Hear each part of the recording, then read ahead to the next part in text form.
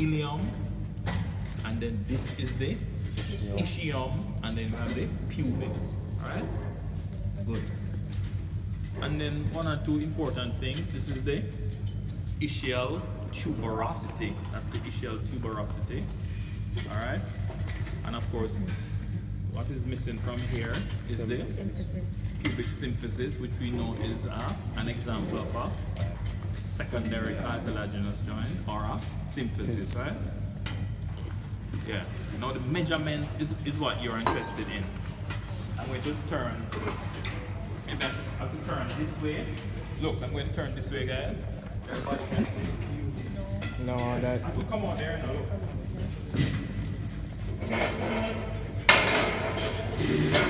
Hold on, huh? Yes. Come on, stop.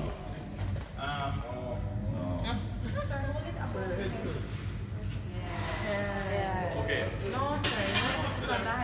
Come on, man. It makes sense to sit on the higher chair. Alright. So, some measurements that you have to know for this pelvis, you know, is this.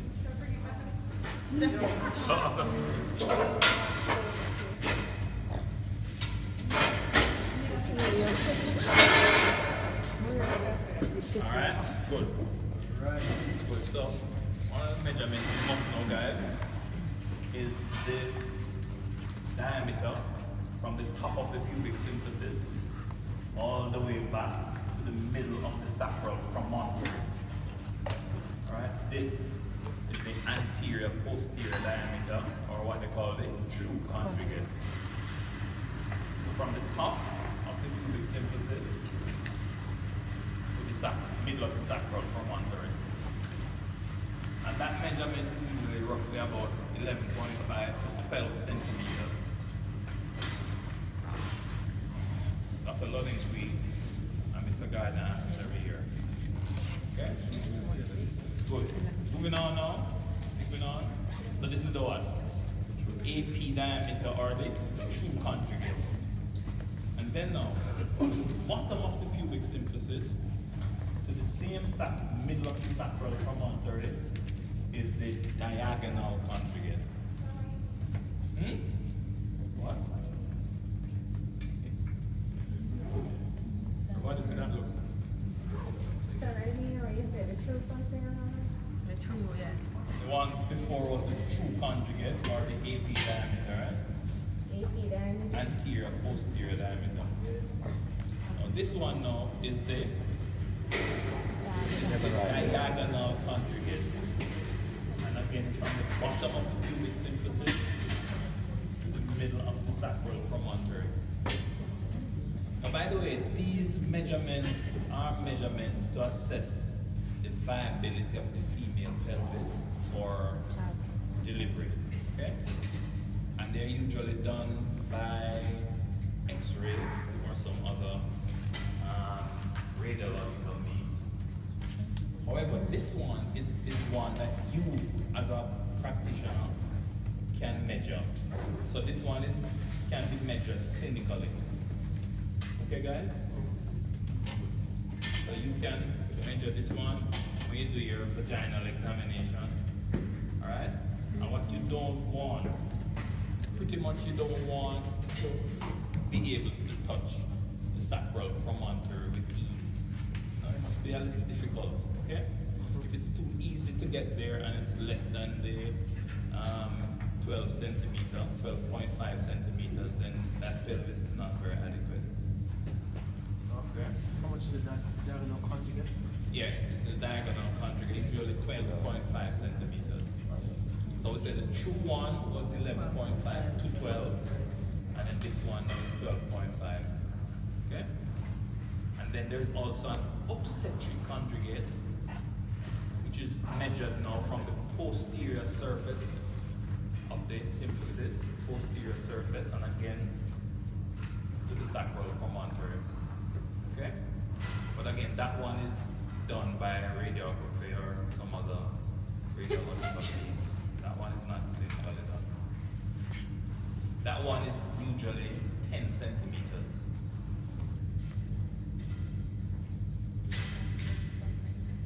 Alright? Then now we have what is called an oblique diameter. Oblique diameter. After, I don't know if you can see this little projection from here. This is the projection here. So this is the iliopubic eminence. Iliopubic eminence. So it's something that you need to get a pelvis and look at it. So from one iliopubic eminence to the contralateral sacroiliac joint. So one iliopubic eminence to the contralateral sacroiliac joint. Yes, that's the oblique diameter. And that measurement is really what? Again, that's 12 centimeters. So you'll notice that most of these diameters are hovering around, 11, 12 centimeters. Now you don't want these, 12 centimeters, 11, 12 centimeters. Is the contralateral? Take out that joint. Sacroiliac joint. Yeah. Now you should also note this angle here. You know what this angle is called? Subpubic This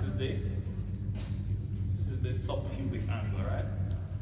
And again, you don't want that angle to be too small. Everybody? So this area here, triangular area, what do you call that? The pubic arch. And the angle that it makes is the subpubic angle. And you don't want that angle to be too small, guys. If it's too small, and you do your monitoring and you notice that boy, this thing look bleak. And we take out the baby some other means, right? The woman's side or back or okay. Also, guys, distance between the two ischial tuberosities. The distance between the two ischial tuberosities, you don't want that distance to be too narrow either. So all of these measurements, the so-called pelvimetry, is to assess the feasibility of the female pelvis for delivery. Sharon, what is the normal measurement between the two ischial tuberosities? What's the normal measurement? Well, they don't normally, what they say they do when they're doing the vaginal examination, they're coming out, they say the fist must have difficulty, it mustn't fit easily in the arch here, right? So if your fist can't get in there easily, what? What you said? Okay. But this is a big space, right? The space here is supposed to be a wide space, not supposed to be a narrow space. So the distance between this and this is not supposed to be too narrow. That's all. So it's inside. Yeah. But did you know that if the placenta is retained, you can put your hand in there and take it out? Right. Yeah. Right. Entire hand and go with it up here. Okay. Don't worry about it. The other thing too, guys, when you do the vaginal examination too, and you sweep, these two fingers are used and you sweep it across here, the ischial spines should not be too prominent as well, right? So that ischial spine is also important when you do your pelvimetry to make sure that they are not too prominent. If they're too prominent, the baby's head can pass through. Okay? And just to give you an example of some of the difficulties that can occur, I was in Mandeville in my 4th year and see a fat lady came in. I think I was telling you guys, she has never ever been to any antenatal visits, none whatsoever. And this woman come in and said, "Doc, help me, baby coming out." Doctor put her on the table, and then about 5 doctors jump on trying to deliver the baby. Baby couldn't come out. The baby's head was too big. So the baby had not hydrocephalus, had what do you call it? Shoulder dystocia. So if the woman has diabetes, then the babies tend to have this big pad of fat on the shoulders and can't pass through. Of course, you know what happened in the end? You know, they have a thing called the turtleneck sign, where the baby's head come out, so the shoulders can't come, and then the neck just retreat like that, like a turtle, and then the color of the baby start change. And of course, asphyxia set in when the baby dies, right? And then guess what now? Broke up the baby again. Oh, not a good story, huh? You have to get the baby out of the woman. So how you get the baby out? They showed us no baby, the baby is dead. So now I'm broke him up. Is that baby there?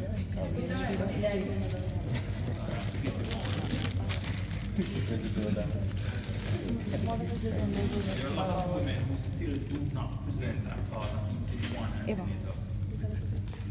So there's no way the doctor has no idea if she has hypertension, pregnancy, diabetes, so she just come in and deliver the baby, head too big and shoulder too big. Anyway, so you have those measurements. Those measurements, you should swap them off, guys. Okay? Swap them off and know them well. And this is going to come in your exam. No doubt about that. Okay, so leave that aside. And then I want to start off with this. How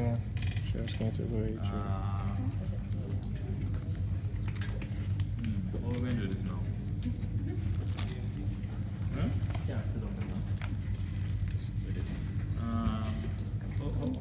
Why everybody don't just go on once? Come on one side. Okay, can you see? Can't work that way. Let's make sure it's iron, but just stand. Sit on the box stand, on the side stand, closer to you. All right, so let me try my best what I can, all right? All right, guys. So what we're looking at here now, as you know, is the vagina, right? Let's see what we have here.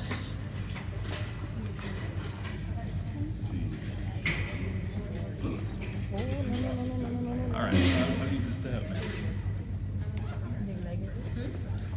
Okay, guys, let's move on. Let's go. So what we have here is, I have here is the vagina, right? And I'm going to talk a little bit first about the vulva, and then go into the vagina, right? So the contents, what are the structures that constitute the vulva? So the vulva includes the mons pubis. So the vulva includes the mons. Also this, which is the majora, yeah. And then inside of the majora we have the minora. So these are all part of the vulva. So the mons, the majora, and the minora, and then the clitoris. Also included in the vulva is the space between the two minoras, which is the introitus or the vestibule. Okay? Introitus. Or some people call it the pudendal canal. Pudendal canal. I don't know if you know what the word pudenda means. So you're saying that between the two Minora, yeah. So that space between the two minora is the introitus. You know, it's the introitus, also known as the vestibule. Okay? And I'm saying that some people also call it the pudendal cleft. What is it now?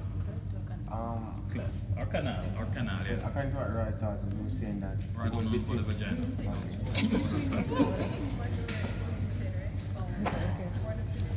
No, minora. Wow. Roy said, okay, that's terrible. So you look it up yourself. What did he say? See, remember then guys, you have a responsibility, so you have to take it. Look it up yourself. But I thought between the two minor was the vestibule. I thought the vaginal earth is what they call the introitus. No. He's saying like he's got like in between the neural and the vaginal inlet, you said? Yeah. The orifice, so that's Right. what What's it's it? called. The introitus. No. So the introitus is the space between the two minoras. So the introitus equals the vestibule. Okay. No, but that's read the thing for yourself. You say read it, so that's something you know. But I think you said that's alright there. No, but as in, you want to read that? The same vibes, yeah. Anyway, yeah. But that's it.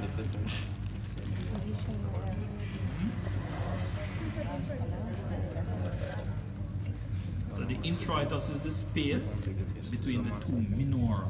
That's the introitus. And I'm saying that that introitus is sometimes by some anatomists also called the pudendal. Now what are the structures that open now into this introitus? What are the structures that open into the introitus now? So look on this. The structures that open into the introitus, number one, the vaginal orifice.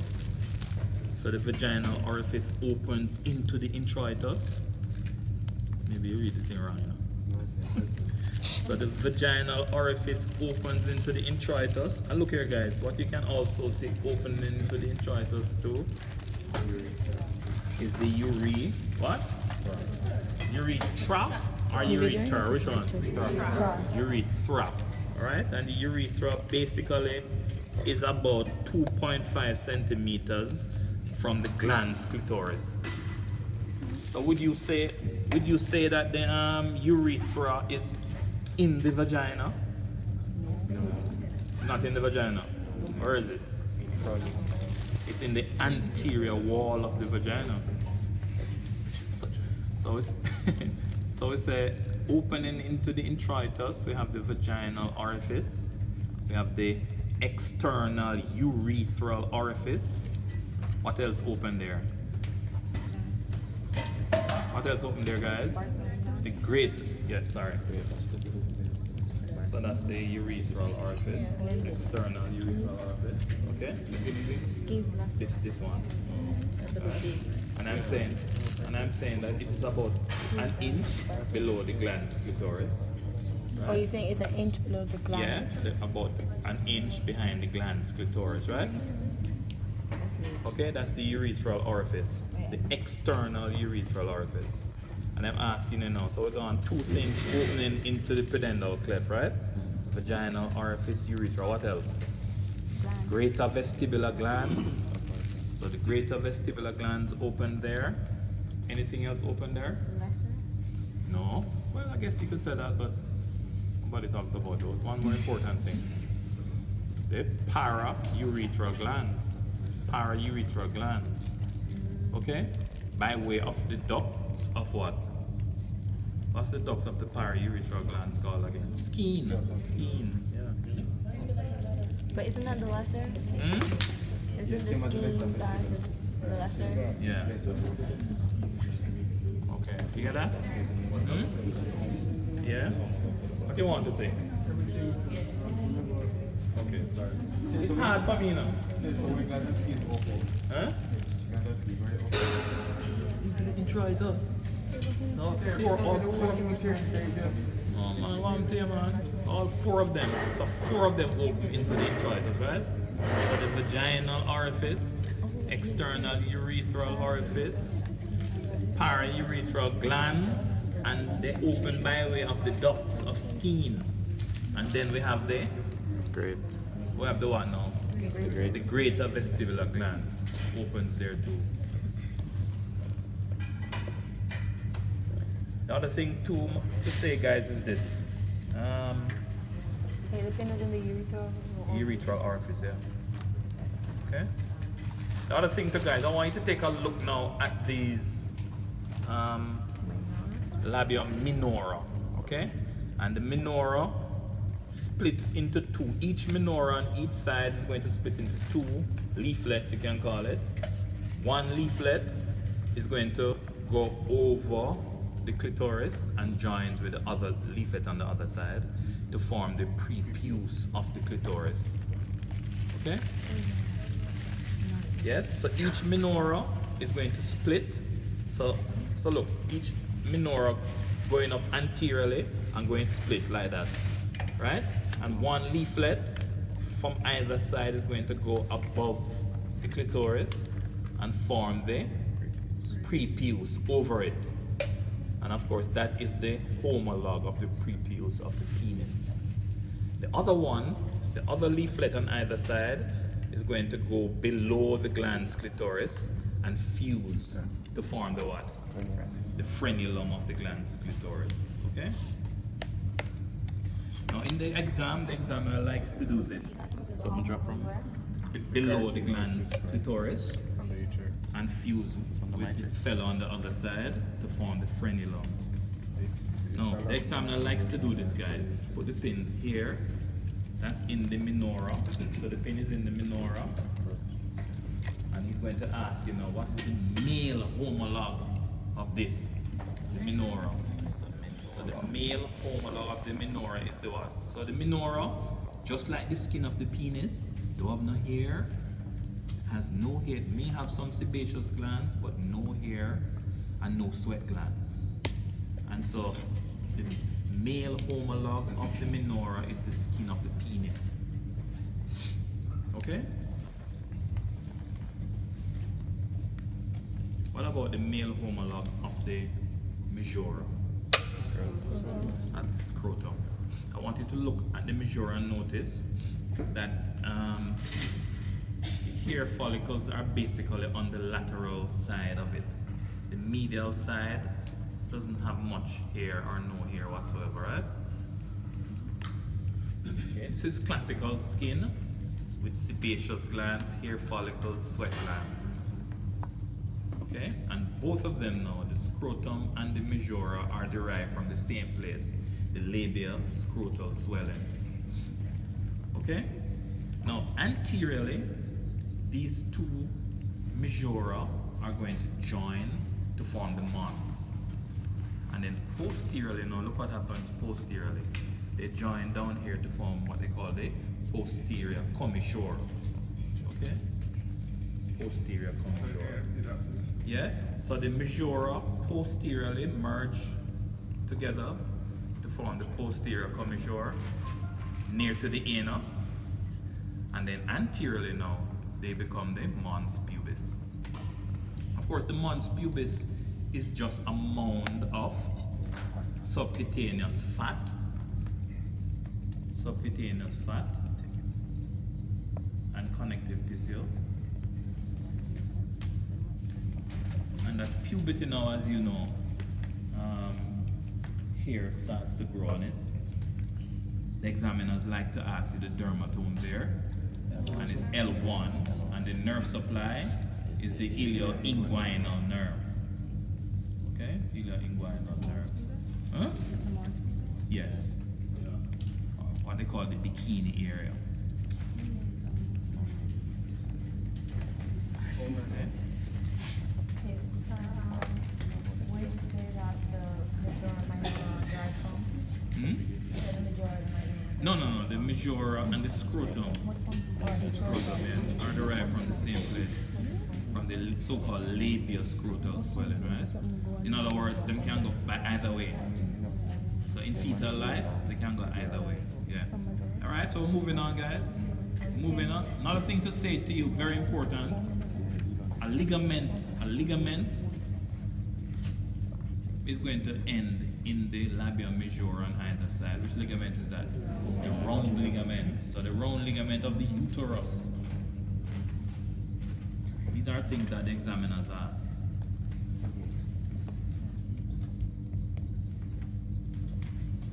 Now just for interest, this urethra, so I put the pin in the external urethral orifice, but the female urethra is how long you think? 4 centimeters. Can you imagine that? Just 4 centimeters.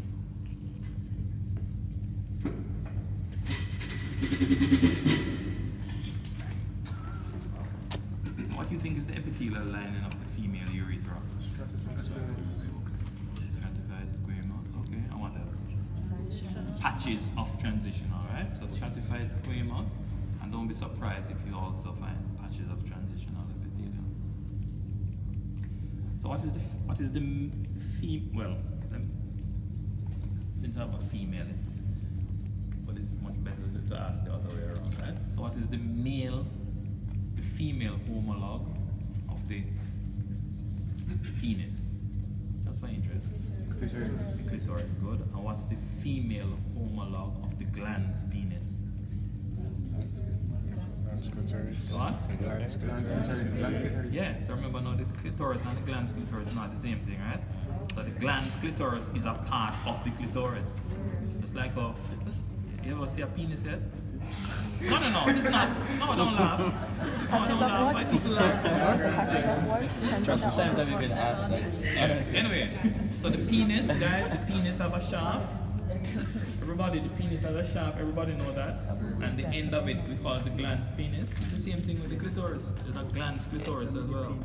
Okay? Which is smaller. It's just smaller. It's, From the rest of it. hmm? Is there any way to distinguish it from the rest of it? Is it so small? No, when you look at the clitoris, what you see, most of what you see is the glans clitoris. Okay? Most of what? It's internal. Yeah.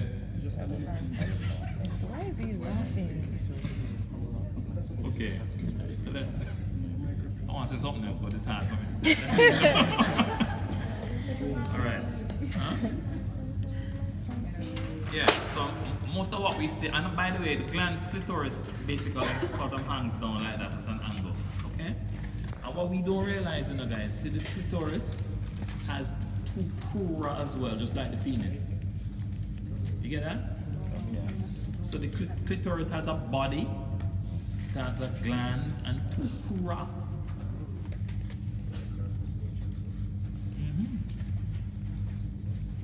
So what's the difference you think between the penis and the clitoris? Let us say the glans penis and the glans clitoris. The most obvious thing is that there's no urethra in there. So the glans clitoris has no urethra in there, right? There's no urethra there. And it also does not have a what? Spongiosum. So it has two cavernosa.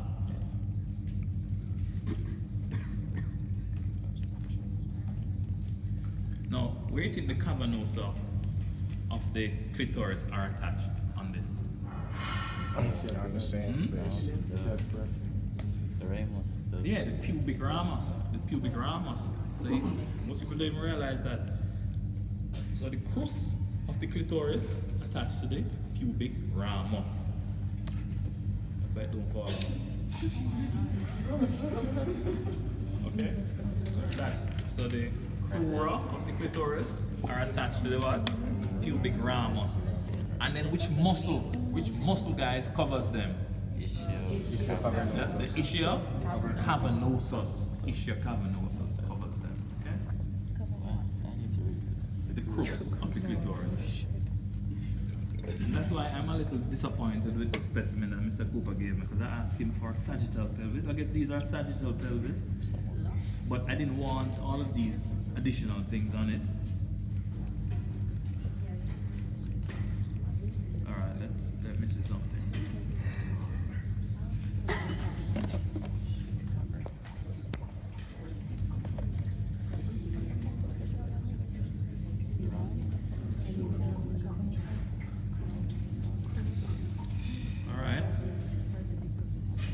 So let's come back to this now. Let's come back to this now, guys. So, moving on now. What would you say is the nerve supply to the so-called vulva? Is the nerve supply to the vulva now? L1. Well, L1 contributes, it supplies the mons, yeah? But what else? So the first thing is this. Well, the vulva we're talking about now, you know. So you could say that the anterolateral part of the vulva supplied by L1. Posterolateral part, now what supplies that? The posterior branches of the femoral cutaneous, lateral femoral cutaneous nerve, yes? Correct. Lateral femoral cutaneous, yeah. So again, L1 and the so L1 at the posterior lateral aspect, sorry, the anterior lateral and posterior lateral says the femoral cutaneous, yes. Anything, which other nerve? Give me another nerve. That's a No, the rest of the pudenda now. I want the posterior label of branch. The pudendal nerve. Yeah, everybody listening? This is important, you know. So the pudendal nerve also contributes. The and the pudendal nerve is a branch of what? S2, 3, 4. Very good. That's the root value, right? So Mr. Gardner likes to do that again. Put the pin there and ask it for the root value. Okay? Where did you say the pudendal nerve is going to supply? So the pudendal nerve supplies where you'd say. Give me a pin. So anterolateral. Yeah, so we say anterolateral L1, everybody, posterior lateral, posterior femoral cutaneous, and then where else? Which part is the anterolateral? So anterior lateral L1, posterior lateral, posterior femoral cutaneous, and then we're saying now up. Yeah. That's what I was asking. It's posterior.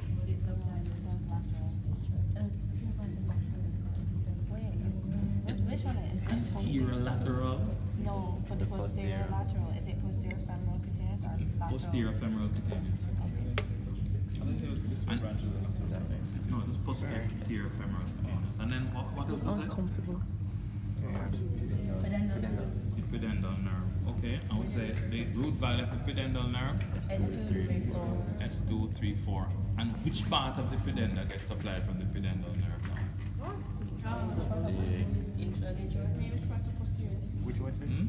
I call it the pudendal, but what I mean is the vulva. It's the same thing. There's a lot of different words that are used. So the pudendal means things to be ashamed of. All of this is things to be ashamed of, right? Pudendal. I think that's Latin. Sure. Yeah.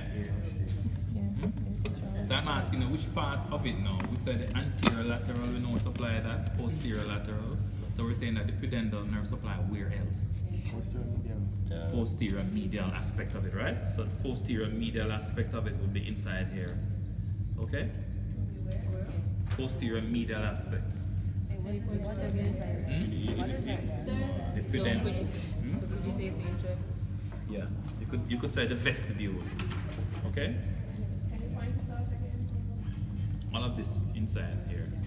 So it's anterior. Did you see it then? Anterior medial. What supplies that? Well, the anterior, remember now we say L1 supplies up here, so some of that L1 gets into the anterior medial aspect. Alright. Any other nerve? Where's Pudendal nerve straight Huh? or posterior? labial minor? Where is it? If you're asking me where is it? Right there. Okay, so at further at the bottom. Hmm? It's like further at the bottom. Down here? It doesn't have labial minor. Yeah, guess what now? With age, so this is probably a good question she's asking, right? Because look on the menorah, it look like it has become deficient, right? See that? The labia minora normally comes all the way down, right? And it looks a little deficient. So what do you think is the cause of that? Yeah, with age, the vagina do what? Atrophies. What the time? The menorah, she's asking me how it look like it don't go all the way down. But with age, the vagina doesn't stay young forever, right? Okay. Any other nerve supply, guys? What about the pudendal? We talk about the pudendal nerve already? Okay, alright. Anything else? What supplies the clitoris? Huh? What supplies the clitoris? What supplies the clitoris? The dorsal nerve of the clitoris. So that would be a nerve then? Yeah, dorsal nerve of the clitoris. Remember, there's also a dorsal nerve of the penis, right? So you can work it out yourself, huh? Where do they come from? Okay, good. So the dorsal nerve of the penis is a branch of the pudendal nerve, yeah. Pudendal. Yeah, same thing.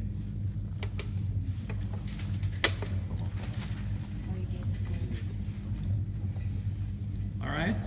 Then blood supply. Blood supply of the pudenda. Blood supply. Blood supply. Anybody? Aren't you? What about Alcock's vessels? It's The pudendal vessels. And everybody? The pudendal artery and vein. Yeah, that supplies the vulva. Remember where it runs, guys?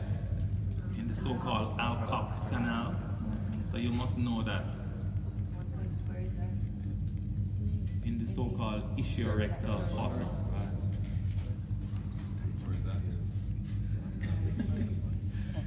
Okay, now guys, let me ask. So this is as much as I can show on this specimen. Alright, so how long is the vagina, by the way? 10 centimeters? No, sir. No, but no book will ever tell you that. Well, How long is the vagina? I'm not sure what kind of difference. Yeah, but how long is the vagina? Yeah, the vagina is. 10 centimeters. No. Like 9.5. Huh? I'm talking about the non-erect vagina. Your vagina that's erect. Non-erect vagina. How your vagina get erect? 10 And 10 months. Garden setting. Supposed to be 9 weeks. So I'm very nice. It's 9 posteriorly, 7.5 and 2 walls. Anyway, guys, the non-erect vagina is 8 centimeters. What? 8 centimeters.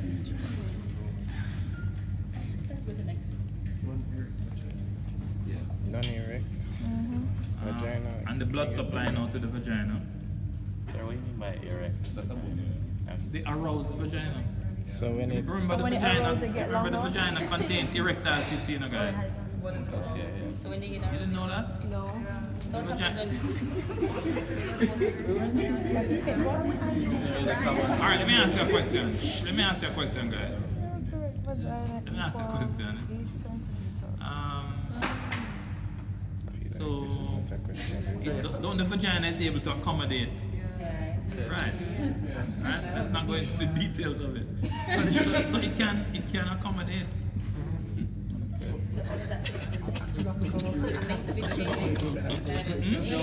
So does it does stretch when the piece is interviewed? Of course.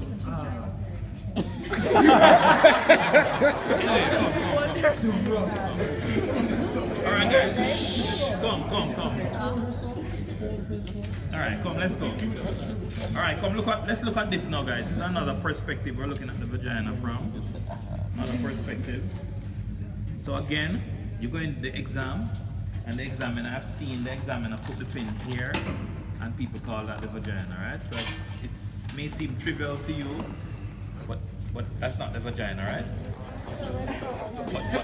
But that's the most immediate posterior relation of the vagina, right? Most immediate posterior relation.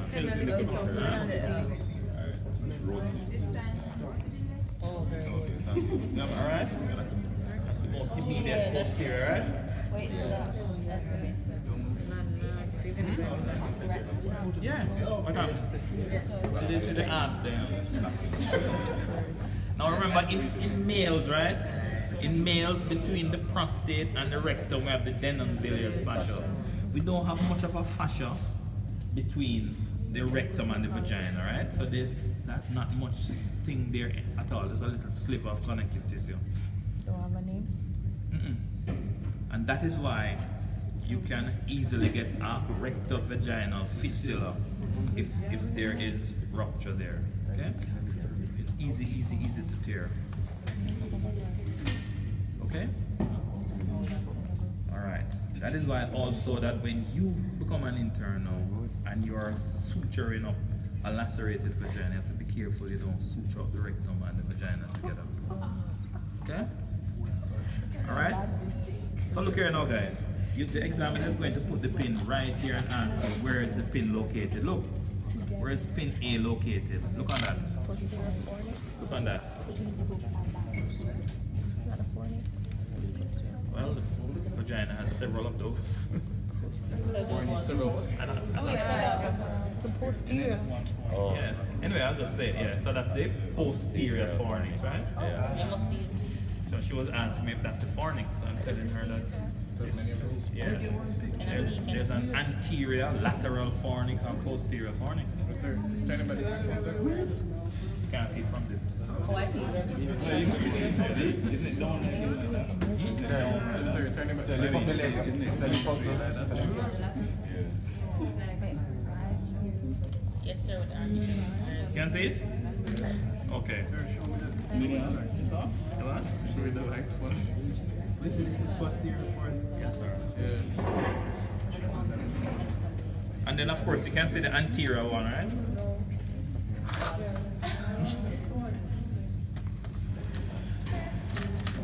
Yeah. So that's the posterior fornix. See that?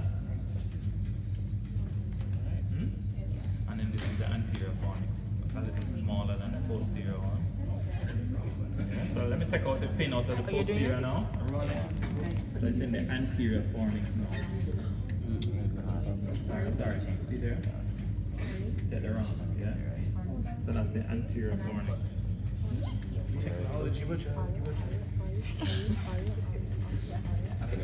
See that? I don't like this. This is the service, right? Yeah, we should come to that. One step at a time. Yeah, that's the anterior fornix. What's this with the Hey, See that? Can Body? to the third. anterior fornix, the one to the posterior one? See the posterior there?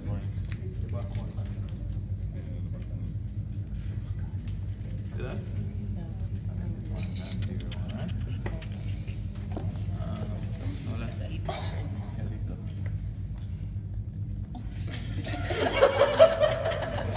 Body?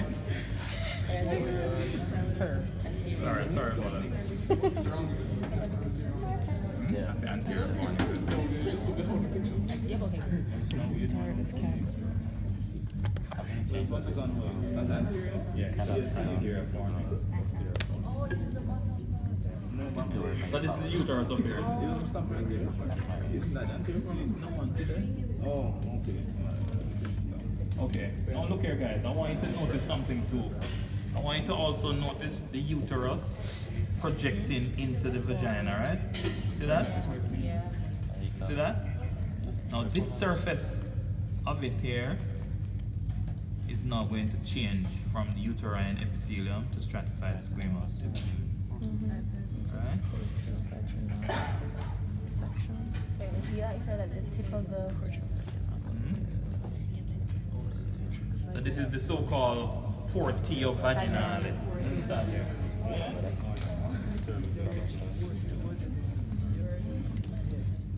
So where the cervix juts down into the vagina, the epithelium changed to what? From what to what? Go watch the uterine. Huh? So the epithelium is going to change from uterine epithelium to vaginal, right? What's the uterine epithelium again? Is it pseudostratified columnar or stratified columnar? None of the above. Simple columnar. Alright? Everybody? From simple columnar, stratified squamous, right? That's the portio vaginalis.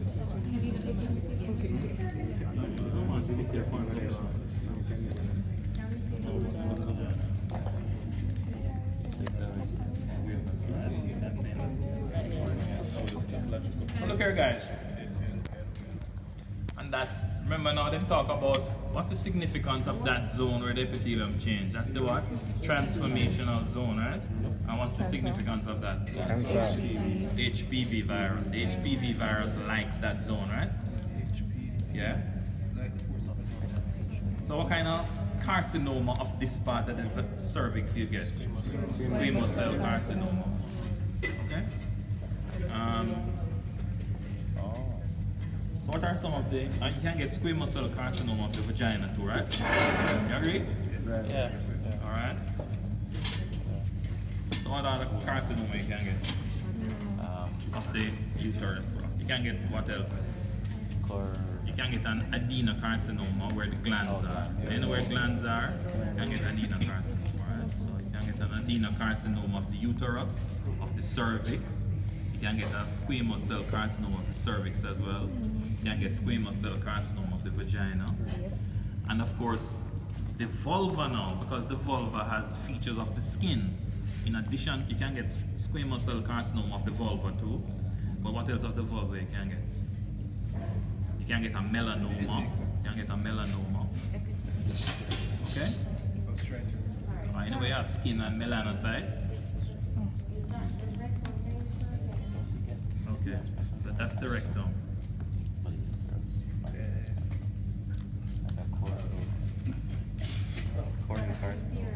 He said, oh, where you can get melanoma and what else? It's the brand now. What I'm doing? Okay, okay. You want me to put a pin in there?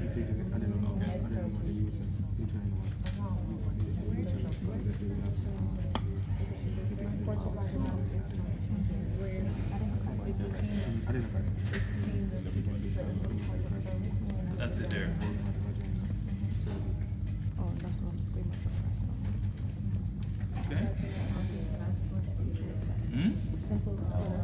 I was gonna say that. No, you're asking for anterior, I right? figured you heard that word, so I thought this was.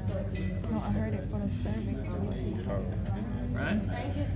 You're welcome. Okay, guys. So coming back to this vagina now. Now, this is also important too. So Dr. Ludding, we're going to ask. Tell me where the pointer is. He's not good at ask. So where's the pointer? Look. Oh, that's the pouch.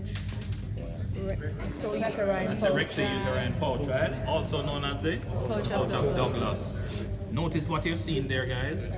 Notice that the peritoneum from the rectum reflects on to the uterus.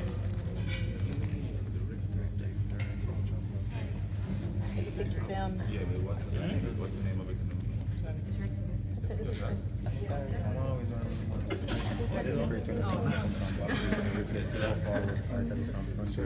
Alright, so your pouch of Douglas there. Now the thing is this, guys. What's the you know the argument about this, right? So there are some practitioners who do a lot of TOPs, right? And when they put the probe up, yeah, termination of pregnancy. And when they put the probe up, look what happens now. Sometimes the probe goes through the posterior fornix and through the pouch of Douglas and goes into the abdominal cavity, right? So them think now, them put the suction and think them taking out things, and then them say like a small boy will come out and think that's the umbilical cord. And before you know it, them realize that this thing not going too good, and then now them decide to refer the patient to UA or something. By this time now them get septic and all that stuff. To do a termination. And it's, what I'm saying, it's easy to get into the abdominal cavity. Yeah, when you put that thing up through the posterior fornix, right? And it just puncture the peritoneum and gone into the peritoneal cavity. Okay? Not a good story at all. Excuse me, Mr. Solomon.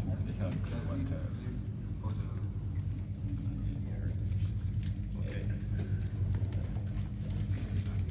Alright. Okay, so we want to come back now to this vagina now. Give me some let's talk about the blood supply of the female vagina. Yeah, blood supply. So the blood supply, guys. So the main artery is the vaginal artery, which is a branch of the internal iliac. No. So yeah, we can get uterine contribution too, so uterine artery contributes. And we also said the middle rectal, and it's not surprising, because look where the rectum is. So the middle rectal contributes. You get that? So middle rectal, vaginal, and uterine. Yeah, inferior vesicle. Although there are some people who say there's no inferior vesicle. Oh, vagina. Yeah, vaginal, yeah.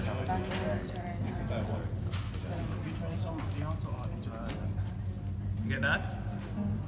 What about the lymphatic drainage now of the vagina? How we approach the lymphatic drainage now? internal. So we said the upper 2/3 of the vagina drains into the internal and external iliac nodes, right? Upper 2/3, and then the lower third now.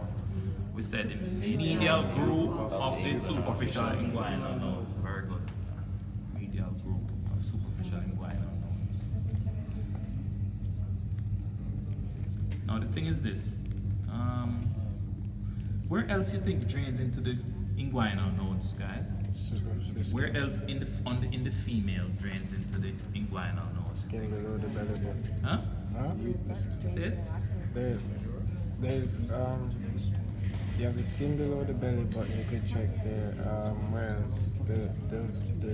What's the belly button again? No, the skin below it. No, what's the belly button? The umbilical. Oh, the umbilical. The rectum, but below the pectinate line. Good. So that's more important, right? So make a note that they, That other part is that very they, crucial. the anal canal below the pectinate line. So the anal canal below the pectinate line. Okay, anything else? Huh? Now we're talking about the lymphatic drainage. We talk about lymphatic drainage of the vagina just now. So I'm asking you, where else drain into the superficial inguinal nodes? It depends. No. But anus too, right? So anal canal is not anus. It's not anus. I guess. It's not anus. If you're being anal about it, then. No, it's not anus. So the lower part of the anal canal and anus also drains into the inguinal nodes. And that's important too, guys, because when you see those, when you get a patient with the inguinal nodes swollen, and you're thinking about the differentials now, what can be some of the differentials that can cause it? I saw a patient with a cancer of his penis, a man.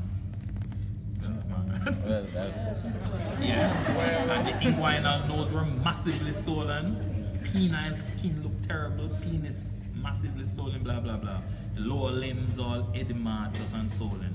And then one of the things the examiner asks is where else drain into these inguinal nodes.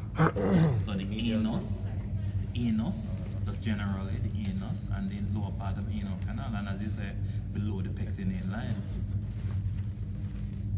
Okay. For the female, could have the clitoris. That could make a distinction between the clitoris and the clitoris. I've always known that the clitoris drains into the deep one, while the Yeah. superficial. So the whole clitoris you're talking about. No, clitoris, except the glans clitoris. Okay. Glans clitoris is deep. Yeah, no problem. Right. I got sound like an expert on this thing.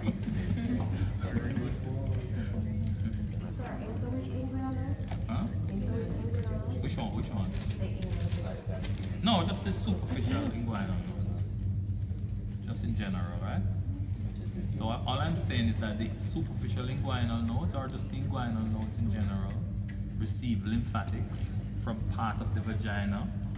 They receive lymphatic drainage from the lower part of the anal canal and the anus as well. Okay?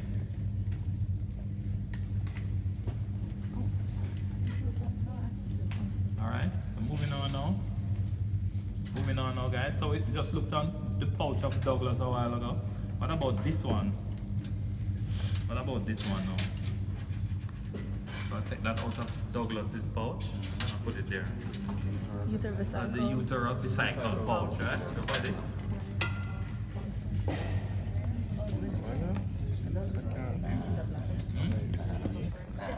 That's where the pin is. Where the pin is.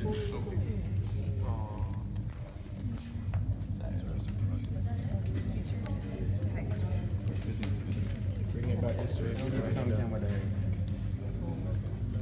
Everybody. Right there. Now look what I see them ask last year, guys. The pin was put right here. Shh, don't say it. So the pin is put right here. I see them ask this last year. Where the pin is. Oh, that's the Rex's song. On that. yeah. What is it that? No. Yeah, coming around. Got the picture? Where the pin is. Finish. Future Where the finish? recycle. What's that? Where the finish?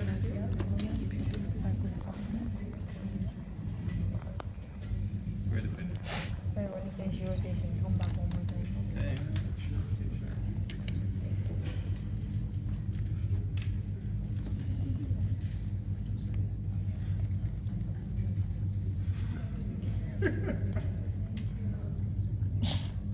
Oh, Mrs. Man.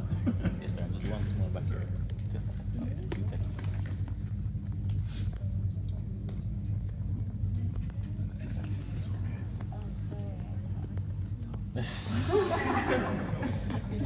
She's disturbing. So where's the pin, guys? The retro. That's the retro cubic space of what? Retzius. What do you find in that space? Huh? What do you find in that space then? Well, here, and what else? Deep dorsal fin Of the clitoris. Alright? Oh, yeah. Doesn't it No, what? Deep dorsal one? Ask it. No, it's just okay. So in the space of retzius, guys, you find the deep dorsal vein of clitoris.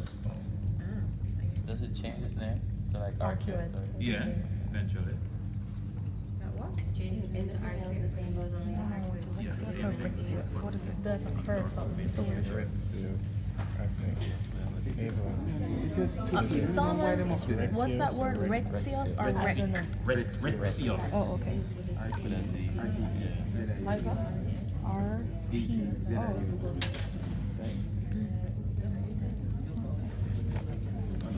Alright.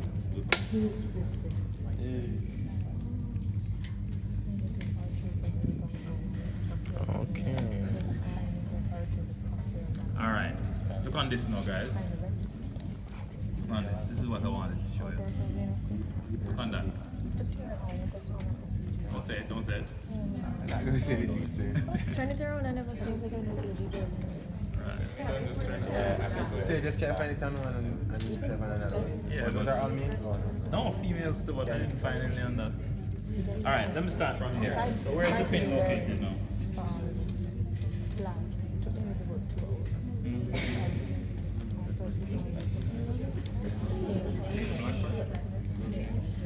What is that? Oh, Tom. Gosh. Eh? Seen her in years. Alright, so you'll bet on it. So, what you want bet? I want to pass this to them.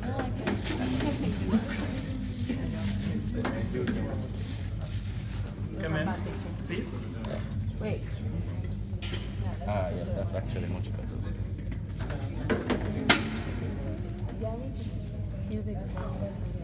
Hey, so would you like to this one? It's just a vagina.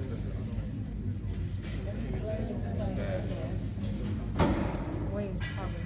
And then, Mini? See? Better.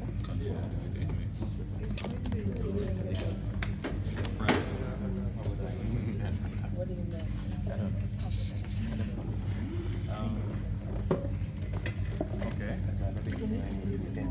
Okay. But I'm gonna What is that? Huh? I think they say need only 2 inches. I'm not missed 3, 1 or 2, 3. Well, you must know what you need. I don't. No, is it now? Oh, that's what I mean. I'm so slow. Where, sure. Yes, guys. So what's this now? Huh? That's the clitoris, right? That's the clitoris.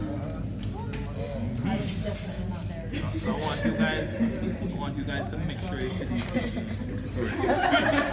Anyway, the first good thing about it has a spongy appearance, right? Good. Sir, explain where it is to me, send it in exam. It's got pubic bone, beneath the pubic bone, spongy, piece of tissue, kind of black. Yeah.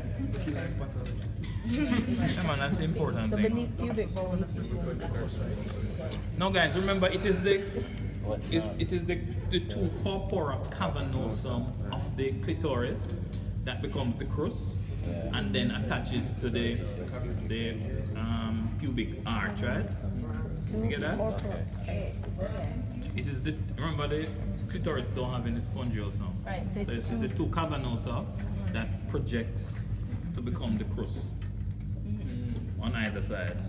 And then each of them now is going to attach right here. Each of them going to attach right here. And become covered over by the ischio cavernosa. Yeah. Are you going from the vagina back? Yeah, from the vagina backwards. Eh? Yeah.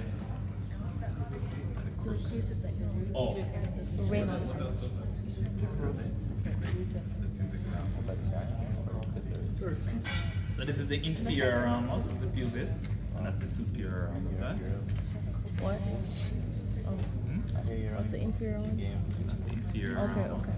The pubis. Yeah. That's the superior ramus. And that's the body. And where this thing attached to? The inferior one? Okay. He's saying that the cabinet. When it's going to insert on the Yeah. Okay, but sir, in the penis though, isn't it that you have the crus and that becomes like and that becomes cavern also? No man, the two crus is the same thing in the male. The two crus anchors to the pelvis again and covered over by the Ischio cavern also. Yeah, same thing. Okay, but the erectile tissue beneath the crus is the cavern. Is the cavernous, yeah. Okay. Sure. Say that again. He's saying that the same thing where the Okay. crus comes to the penis is going to attach.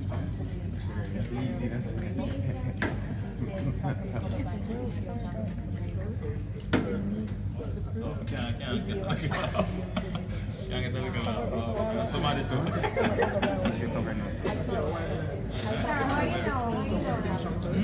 I'm just saying, just the where it is and the spongy nature of it. You understand? Yeah. Yeah. So I see a white line in this one. So which white line are you talking about? White thing. Yeah, going this way. What What are you talking about? There's a little white thing going this way. In the See there? Oh, it is? Nothing special about it. Yes, man. Yes, man. question All is, we but want no, to really do no physical question. all we want to do is Alright, so that's that, right? Sorry. No, no.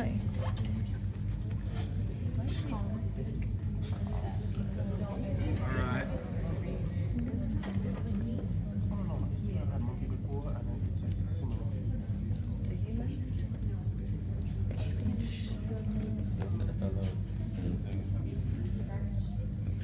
Okay, so I'm gonna ask you a question now. Ready again? Ready again, guys?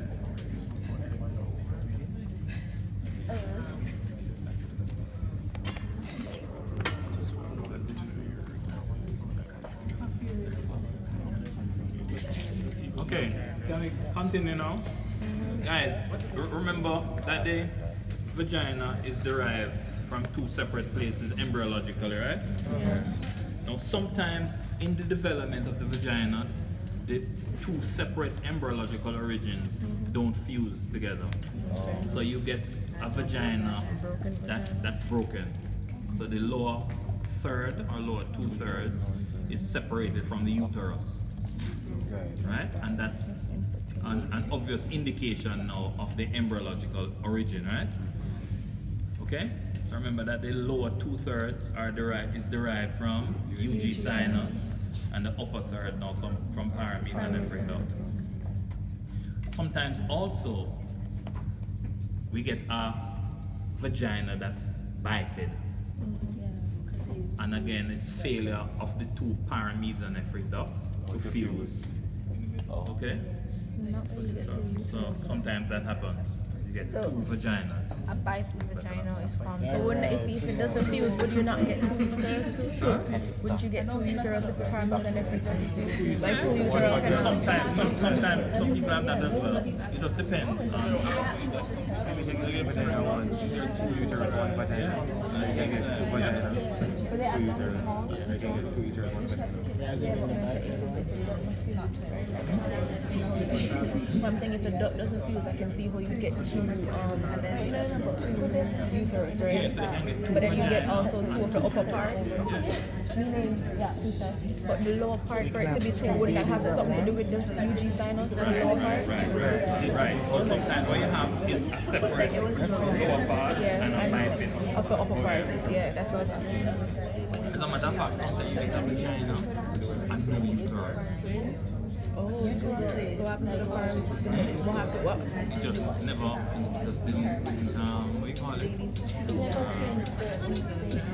But if you get no uterus, you won't get any fallopian tube, you won't get ovaries. So the parameter if it just regress then, right? And everything else look normal. Full vagina. So the lower part is there, normal pubic hair is there, everything looks nice and pretty, but no internal uterus and fallopian tube. But they have enough space to like Alright guys, so we're moving on now. That effect on people. Can we move on?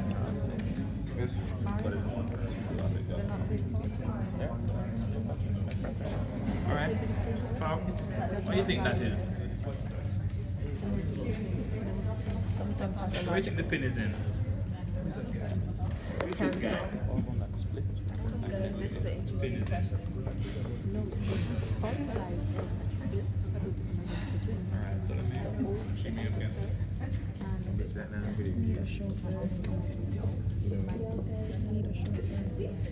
Look on the thing good, man.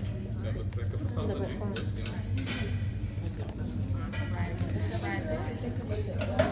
But I think the time to show the ones that this picture is not. What do you think this is? When he gets to this side,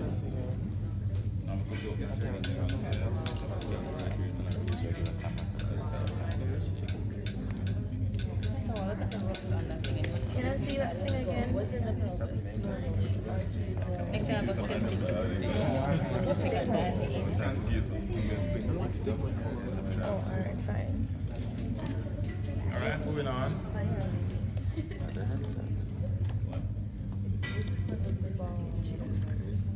Should also look where we are, right? It's above Sigmoid.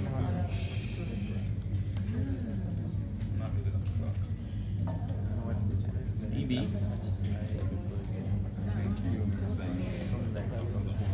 See? But I'm not around. Bet you sigmoid. How much you want to bet? Just sigmoid.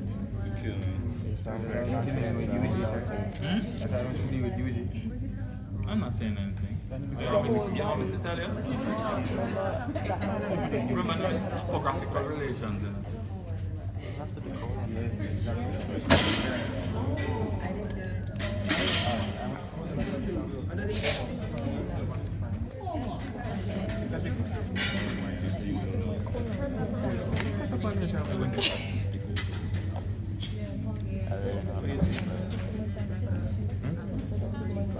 Okay, guys, so what do you think now? So basically, what do you think this is, guys? Sigmoid. Yeah, that's large bowel. Large bowel. Large bowel. In fact, you can see the wall of it, look.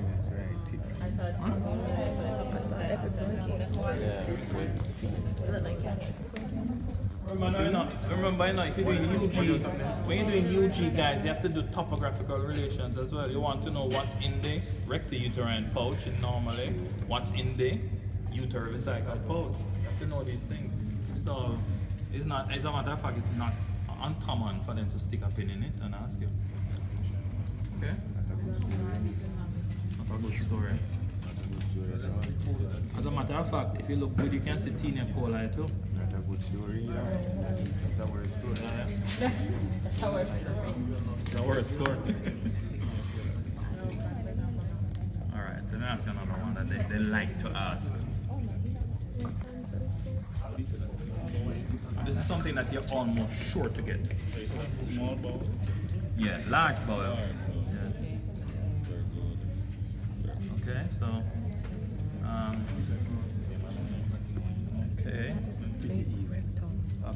this.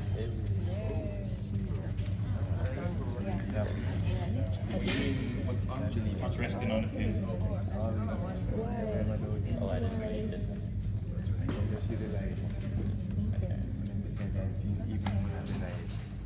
Wait for you. Bleach. Yes, pure brand.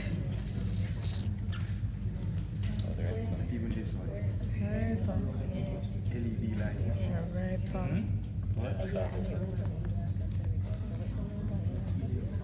The same one you said.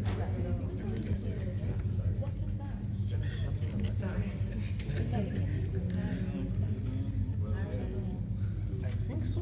I come.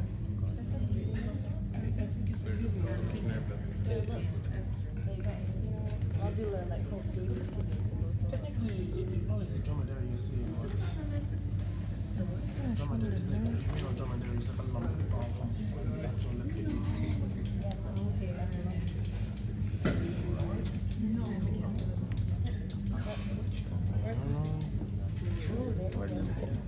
The thing, I'm supposed to look at what's on top of the Resting pin. on the pin, yeah. Oh, resting on the pin. Yeah. I mean, if it was what the pin stick, I would know. I don't know what's resting on the pin. Right, what's resting on the pin, right? Not all. But it would have come more over here, so if it was not there,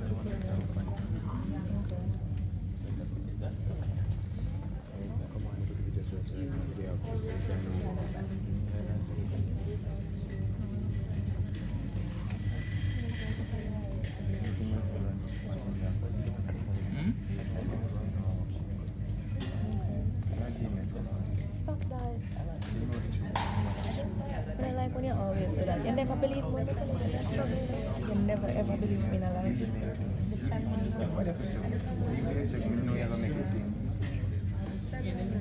If me tell you something and you know something, you don't believe when me tell you something.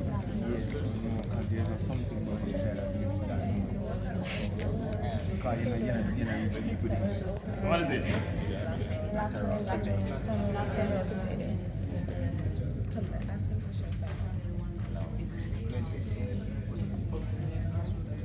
Everybody, what's this? What's this? Hmm? Right, wow, you afraid to say it? No?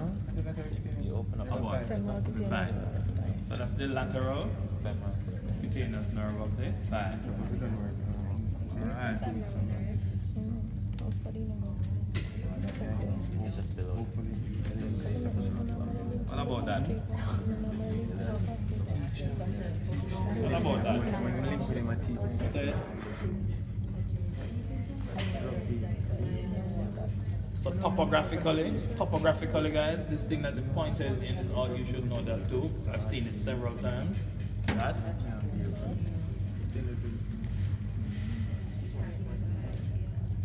Ticket. Yeah, are you using the nerve with muscle? Topographic. Not in the nerve anymore. Oh, you're on the muscle. Okay. Ticket is on the nerve. Oh. Yeah.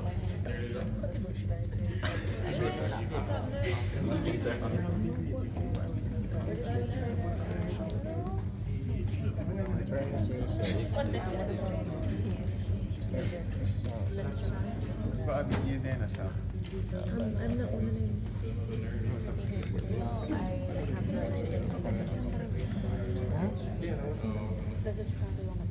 of them. Turn this. You tired?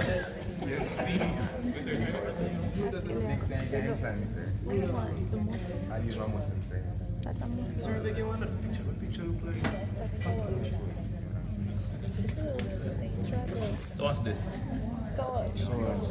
Sauce major. Okay, so that's the psoas major. Why would I want to be showing you the psoas major here? Number one and number two, one of the posterior relations of the kidney.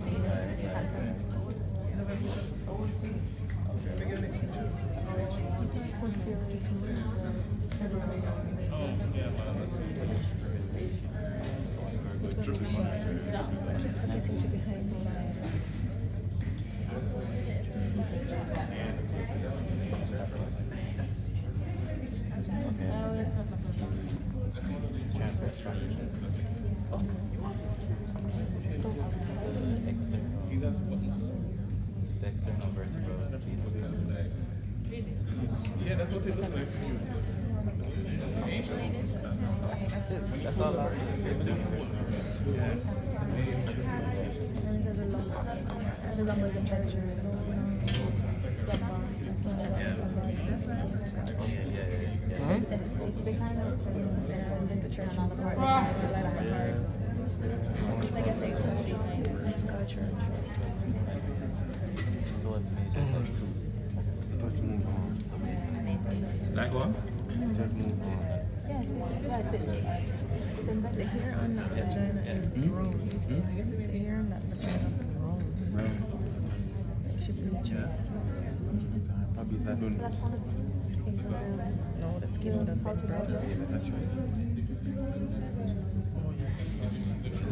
No guys, look on this. Just the formaldehyde that discovers. Look on this. At some point you guys need to know what this is, right?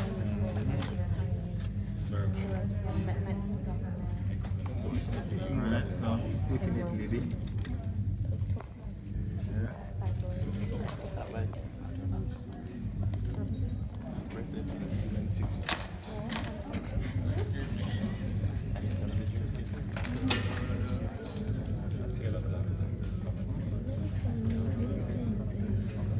Are you sure it's his birthday?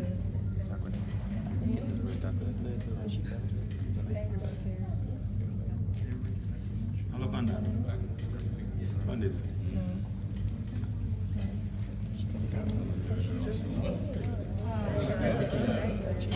You just removed it. You just put it on camera. It looks like cancer, to be honest. What are these things? You know this. I can't see. Boy, I was just playing on that Oh, that's actually coming around.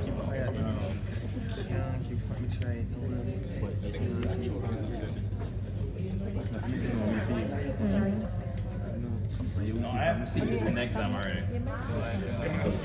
No, look on that. Yeah, coming around. Just check it now. Just check it. Why so hostile? Which one of them are looking at? Yes, sir. What exactly are you showing us? Which one? Everything? Those three things the pin is in.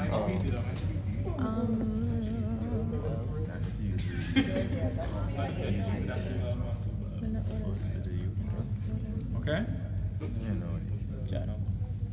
That's what's going on there. It's a female. Is that uterus looking weird? Isn't that the uterus? I've heard of something called. Let me wait until it There's no uterus in there. Yes, I don't see any. I see that. Thank you, God.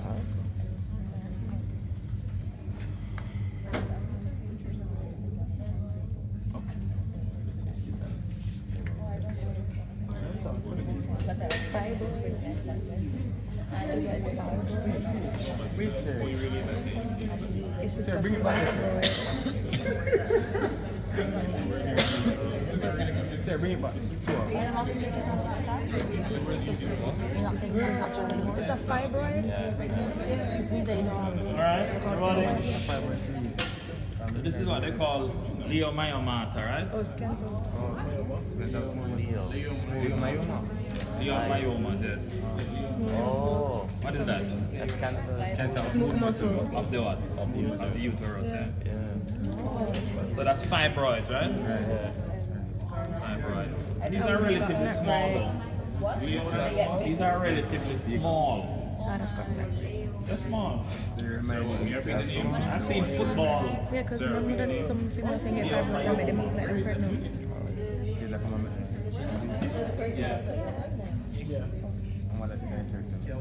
Okay. And it's a benign proliferation of the muscles, right? Yeah, it's just that what happens is when they get large, they can compress things. So although they are benign, they can compress the spine, they can compress the bladder, they can do all kind of things. Sometimes they do grow back. And remember now, if it's a mass, they can rest on the IVC or rest on the venous drainage of They can the flip uterus it. and cause stasis, and you get clot, blood clot and all them things that set them I out. swear I can't spell it anymore. So you're trying to spell. Yeah, it's not a good story. For the Leo myeloma, I know it's L-E and there's I. Right? But I'm telling you, I've seen this in the spotter exam though. Beautiful. And they have Leo myeloma. No, in a month. One big one. no, 3 specimens with thyroid. Yes. Trust me, they will find it. They will find it. Never do before garden. But don't forget that pathology keep all them specimens here now, you know. So them have 10 copy of everything now. See a thyroid. A thyroid. For things to say eczema, but I wasn't expecting that. No, let me put the point, let me show you Oh something. God, my voice What I been in your wanted. video. Sounds very nice. Yeah, very nice and good. Shut up. That's what the brain is doing. Now let me ask you a question, guys. You see this? Do you know that smoking can give you a squamous cell carcinoma of this? Yeah. Tobacco smoking? Is that the bladder? So we know that there's a so-called transitional cell carcinoma of the bladder. Yeah. But you can also get squamous cell carcinoma of the bladder too. Smoking can give you that. I don't know. Circulation. Right? So this is That's what you like? That's what you said? Except for the brain. primaries in the bladder. Yep. I think you're little and twisted in you. So of course, what do you think cause transitional cell carcinoma of the bladder? Give me some things that cause it. What's that? UTI? You know dyes can cause it. Dyes, yeah. Is or die? Is or dyes, yeah. Dyes. Light them up. Yeah. So those are the ones that have some nitrogen components. Yes. No. Transitional cell carcinoma. Some of them have. Yeah, I can get from that. But guys, dyes can cause, is one of the commonest cause of bladder cancer. What else can cause bladder cancer? Chlorine. Chlorine. From drinking water.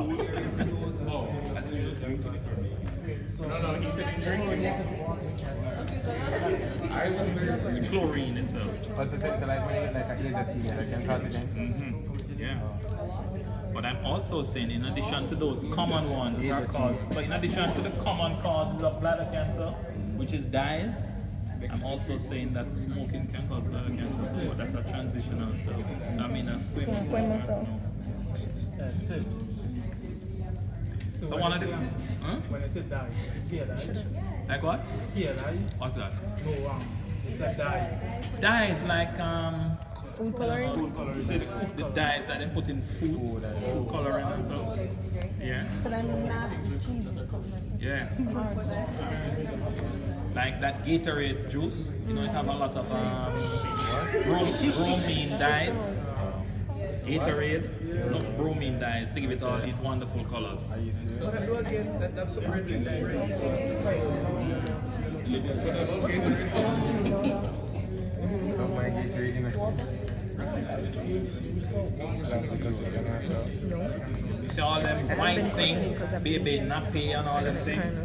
The chemical that they use to bleach out the cloth to make it get white Yeah. can cause cancer, bladder cancer. So we're gonna die. You're gonna All gonna die, might as well with us. Live life. Alright, now what about this, guys? This is something that Dr. Suj, when she was alive, used to do all the time. Put the pin right there. Don't say it.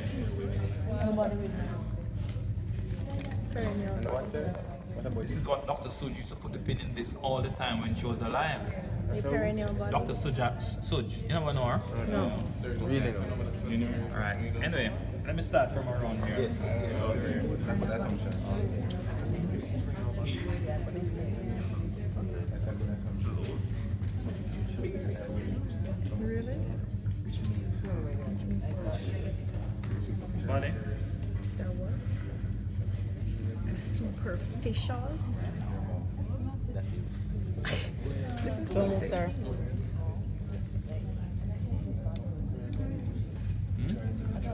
Would be like everything is smaller, like compact. Remember I talked about Oh, you're right. Size. Oh, you could have just went me. Body. St. Elizabeth. What is it? Daniel. See it? Minor.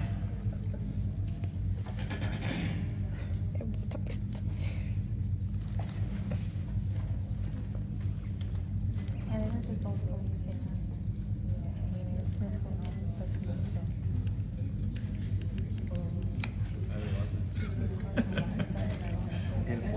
Yes. So we already know. What is that, guys? That's the perineal body. Yes. Perineal body.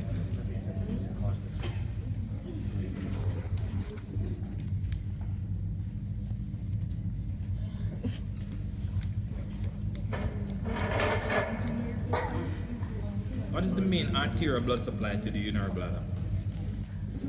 Superior vesicle. What is that a branch of?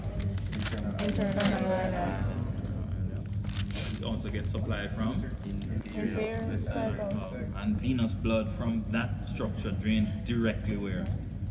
From the bladder.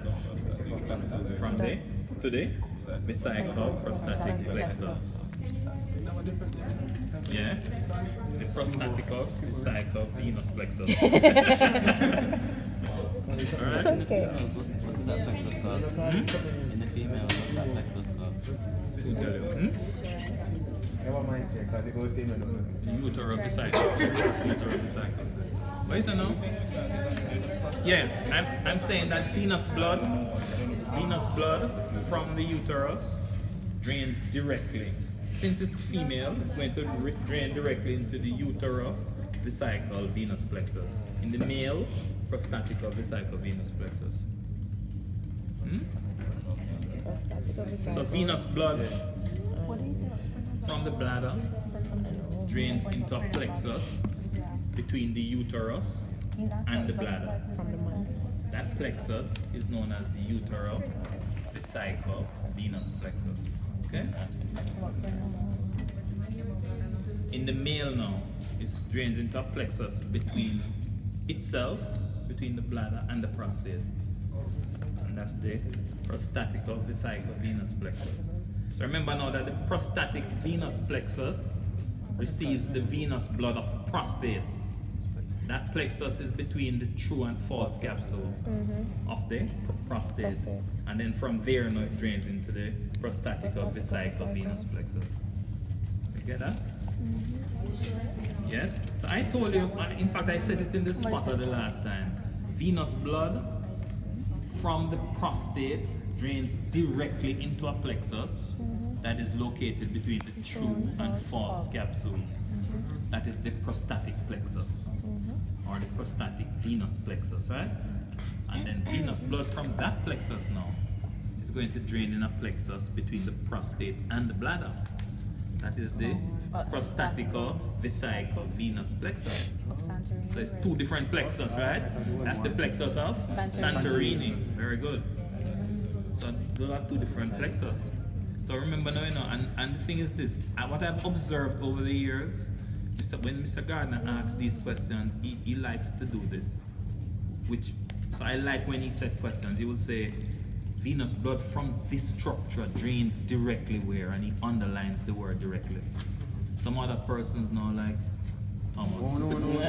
we just say where it drains. And of course we know that it drains several places, so you have to be more specific than that. But venous blood from the prostate drains first into the prostatic plexus, and then after that now it drains into the plexus between itself and the bladder. That's the prostatical, vesical, venous plexus. So do you just drain to like a uterine plexus? Yeah, utero, vesical plexus. Come on, that's a uterine. No, you mean if the uterus drains? Yeah, the uterus drains into a plexus by itself, uterine plexus. And then go to uterine plexus. What is Frankenhauser plexus? I've never heard of that. Blood increases it and And then the other thing now, guys, is this. The other thing is this now, guys. Remember now that a malignancy from the uterus can spread to the brain now. So although we're saying most of the blood is going to go into the uterovesical venous plexus and then into the internal ilia, some of the blood go into the internal vertebral venous plexus and drain up the vertebral column. And drains all of the vertebral column and empty into the venous system of the brain. You get that? So the entire vertebral column plus the brain now can get this malignancy. External too. Yeah. In fact, some of the venous blood from the prostate also joins up with the venous plexus of the pelvis. And so prostate cancer can involve the entire pelvis.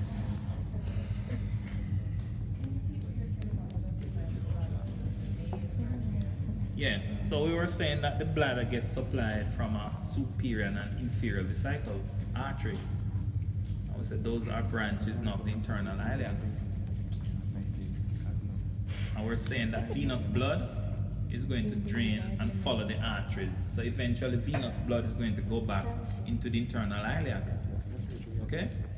But what we're saying is that venous blood drains first into a plexus that's located between the bladder and the uterus in the female, and in the male into a plexus between the bladder and the prostate.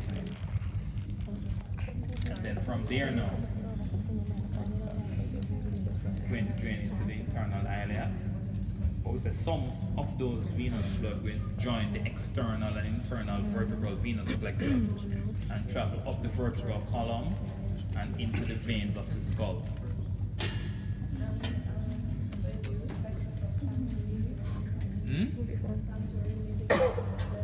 Yeah, but I don't think you should worry about the names.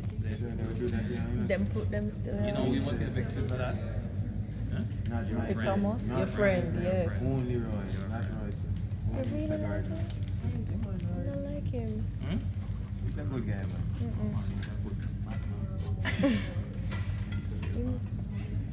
You know it's In my head.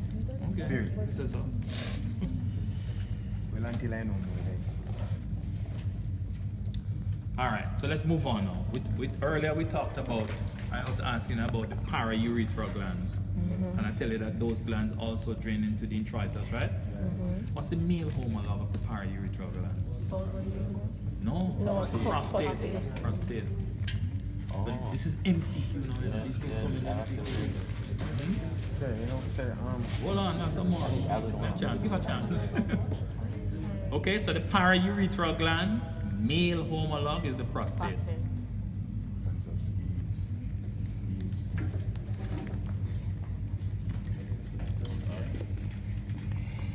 Is there another name for the paraurethral glands? Glands of skin. What else now? And just like in the males, guys, remember we said that the male penis get blood supply from three sources, right? So there are three vessels that come from the internal pudendal artery. We have a similar scenario in the female too. So there are three vessels in the male that supply the penis. We know the dorsal artery of the penis, and that dorsal artery supplies the superficial fascia and skin. Then we have the deep artery that, as you know, supplies the cavernosa. And then we have the artery to the bulb. And that supplies the glans penis and the corpora spongiosum. We have a similar situation in the female. Right? So there's an artery to the bulb in the female. And there's a dorsal artery and a deep. What's the longest vein in the penis? Longest artery. pubis vein. What drains the cavernosa?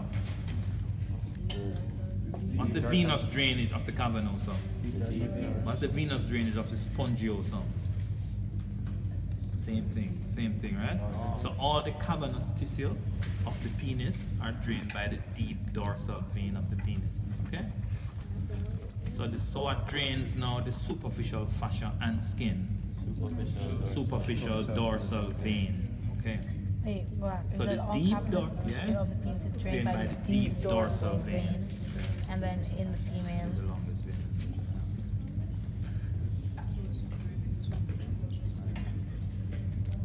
What was dorsal something? And then in the female. And then no, so hold on. That's the last thing you said. So all the cavernous tissue of the penis drained by the deep dorsal vein of the penis. And I'm saying now, the superficial fascia and skin is drained by the superficial dorsal vein. Yeah. So basically corpora and not cavernosa. Huh? It basically says the corpora and not cavernosa. Yeah. So the corpora cavernosa and the corpora spongiosum. No, but when it says cavernosa, it just sounds like just a keep up on your Oh, okay. Oh, okay. So we're saying that the superficial fascia and skin now is drained by the superficial vein, right? Superficial dorsal vein of the penis. So what supplies the superficial fascia and skin? What's the arterial supply? No, the arterial supply, the dorsal nerve of the penis, right? Dorsal artery of the penis, yeah.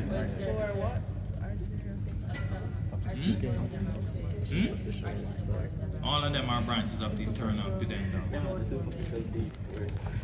the three arteries supply the three arteries supply the penis. Yes. Is the deep dorsal artery. The deep artery of the penis, the dorsal artery of the penis, and the artery to the bulb. There's no deep dorsal artery. Site name? Artery to the No, bone. same thing. The dorsal artery of the penis supply the superficial skin. Superficial fascia and skin. And then the deep artery supplies the two cavernosa. And the artery to the bulb now supplies the glans penis and the corpora spongiosum. Does it besides the muscle of those supplies?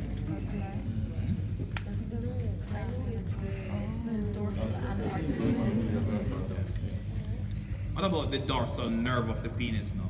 What does that do? What is that a branch of that?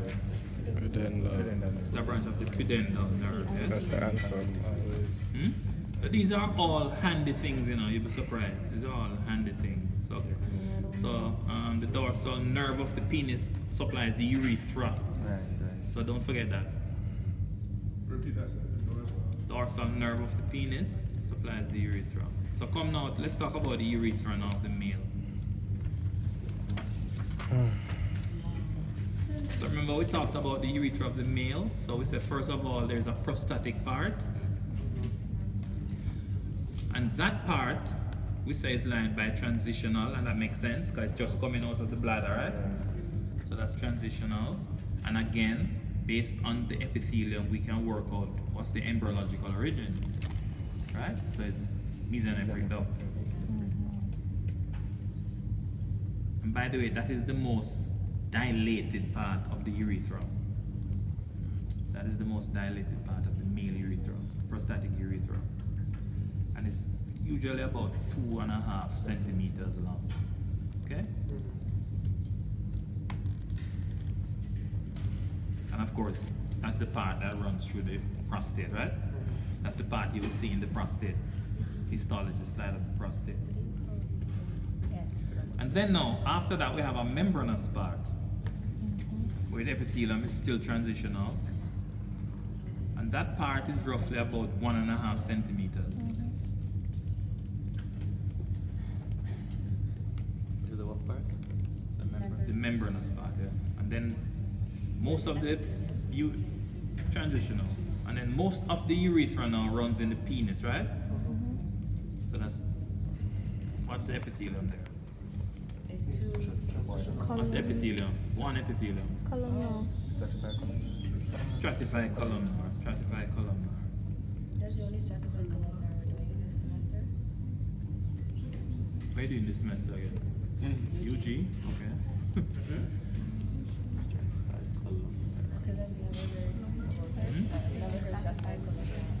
Yeah, man. You mean you never heard of it before? No, I've heard of it. I just mean we never really. You find it in the large ducts of the glands, salivary glands and pancreas. So we did this stuff? Yes, you did. Stratified cuboidal. So stratified cuboidal, guys. You can find it in sweat glands and the seminiferous tubules.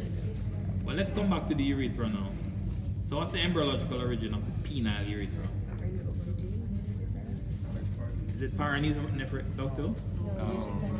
What is it? Ectoderm? So it's from UG sinus, okay. What's the length of that? Yeah, roughly 15 centimeters, right? So what's the average length of the penis, by the way? Huh?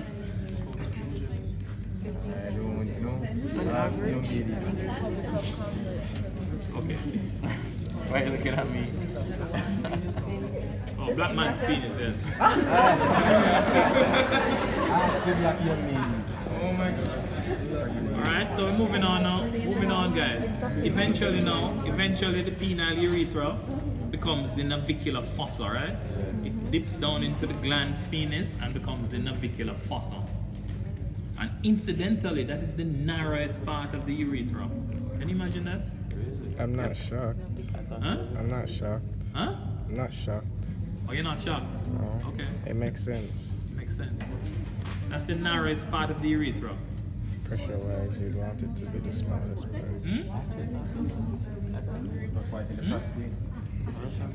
Yeah, the prostatic. Remember what I said just now? Give it a listen.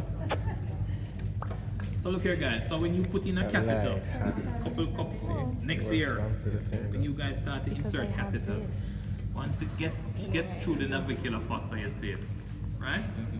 What are the things that can cause obstruction as you push the catheter up the penis? And you often find it in older males. Strictures, yeah, in older Jamaican males in the 50s and 60s and so, 70s. A lot of them have woolly strictures. And you know what those strictures are caused by? Gonorrhea. Syphilis. No, Gonorrhea and syphilis, but gonorrhea.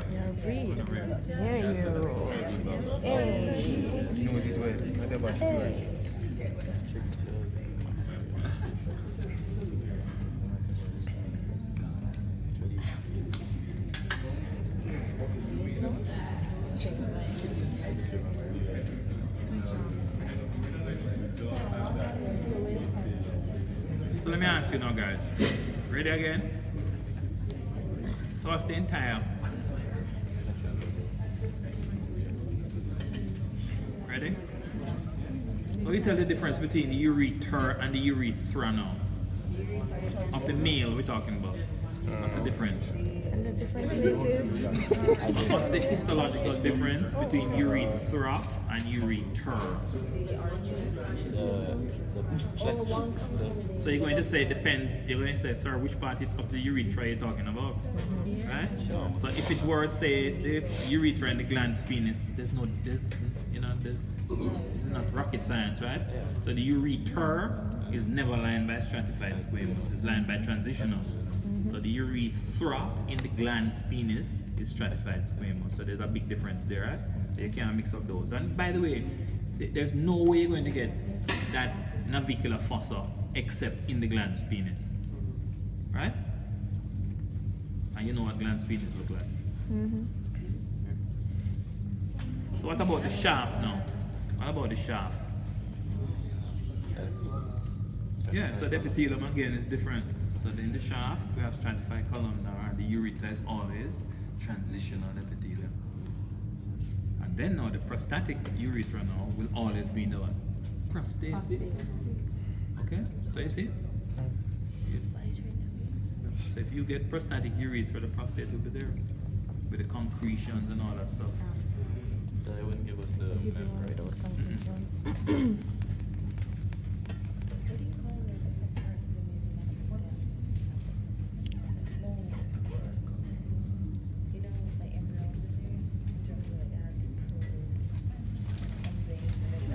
Metanephrine and all that stuff.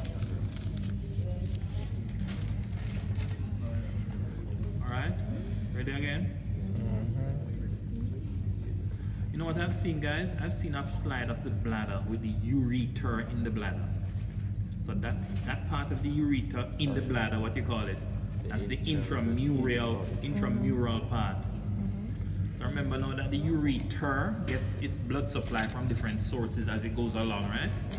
So we said the ureter gets blood supply from where? So you can get blood supply from the renal artery, get blood supply too from the gonadal vessels, from the abdominal aorta, and the intramural part gets blood supply from the vesical vessels. So I've seen Mr. Gardner again with a slide of the bladder with the ureter there. So that's the intramural part, and it's supplied by the vesical vessels. So what's the difference between the ureter now and the vas deferens? And the vas deferens. The epithelium, right? So what's the epithelium and the vas deferens? Good. Pseudostratified columnar sterocili. And remember that the vas also has 3 distinct layers in the muscles. There's an inner lung, middle circular, outer lung, and you can see it. Now, most of the ureter has that same muscle arrangement, but you don't see it because it's in interlacing bundles, right? Big little blobs all over the place. But I've shown you the vas, and you can see it. So although the muscle the epithelium will look terrible sometimes, the muscle you can see it. Okay? So what's the arterial blood supply to the vas? Artery to the vas. Which is a branch of? Superior vesicle. What's superior? No. Superior vesicle give branches. Lodenquista, it's Find it. Artery to the vas? Show him. no man, artery to the vas come from superior vesicle. How about the testicular artery? No, what's it? How about the testicular artery? Where is it coming from? Where? In relation to which bony prominence? L2? Everybody agree with that? Go again. So the testicular artery comes off the abdominal aorta in relation to which bony prominence? She said L2. Everybody agree? Which other vessel come off at L2? Renal vessels. What about L3? Imperial mesenteric. Okay. And L2? L1? Superior mesenteric. And then L4? Into what? Into common. I remember now, this semester they can give you common iliac and internal and external iliac. You know that, right? Huh? Mr. Solomon, the artery to the vas is from what? Well, it varies. It can come from the superior vesicle, but I've seen it come from the testicular artery. Okay. So where does the right testicular artery vein drain? IBC. And about the left? Renal. And the same thing with the ovarian, right? Yes. What's the significance of that? Hydroceles are more common in the left. What do you call it? I keep getting it wrong. What do you call it? Yeah. Sometimes from what? Not crackle effect. Okay, anything else? Varicocele are more common in the left. Yeah. And then anything else? What about malignancies? Malignancies. The drop down there. So malignancy of the left gonad can involve the left kidney, right? Oh yeah. Alright? So if you get a testis and the man asks you venous blood from this structure drains directly where, what you'd say? And him underline the word directly. Check and see if it's right or left. No. If you get a testis or an ovary, yes, and them ask you venous blood from this structure drains directly where? What are you going to say? And him underline the word directly. Which test? Any testis or any ovary. Oh, the pumpkin. Exactly. Pampiniform plexus of veins. Exactly. Right? Yeah. So it's going to drain into the pampiniform first. This guy is hot enough. You don't know? Good. That's very important, man. Yeah. What about pampiniform? That's what drains. Pampiniform plexus is where the venous blood of the testis and the ovary drain before the testicular vein or ovarian vein form.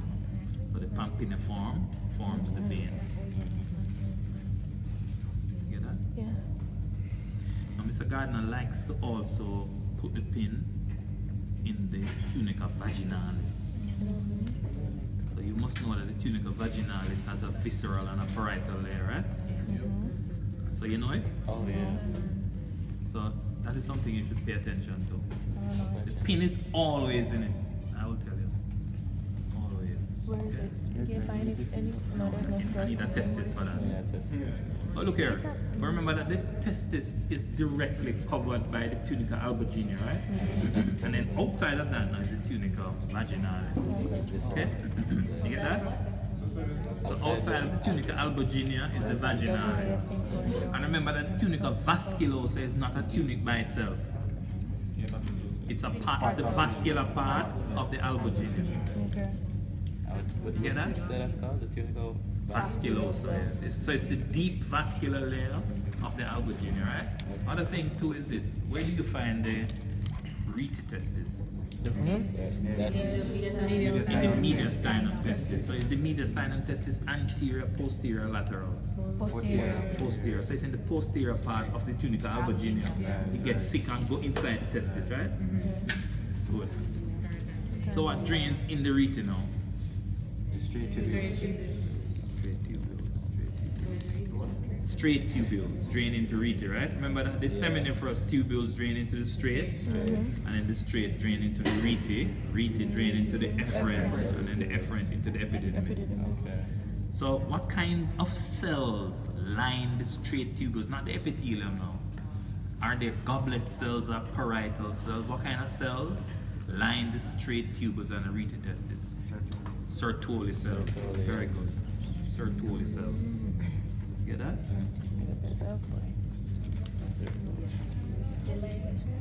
Straight and rete.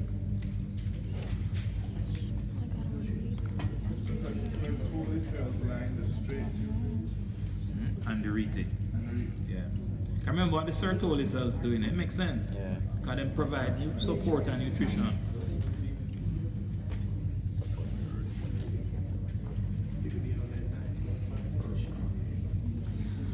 And then finally, guys, I've shown you the spermatic cord already.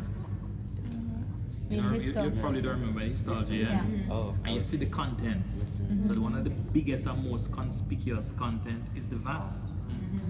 So they have a slide of the spermatic cord with the vas. So that's the most diagnostic feature. And over there, we see a big piece of skeletal muscle, and him asks, what is the motor supply to that? Motor supply. Yeah, to that muscle. And that muscle, of course, is the cremaster muscle. Right, and it's the genital branch of the genital femoral nerve. Genital branch of the genital femoral nerve. Yeah.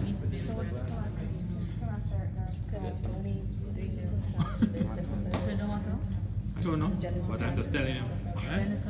Of the genital femoral nerve. Can you tell me the 8 things that go through the perineal membrane? No, don't look it up. So look here, what else you find in the spermatic cord? So you find the vas, you find the cremaster muscle, and what else? You find the pampiniform plexus of veins. Huh? The what? Yeah, lymphatics, and what else?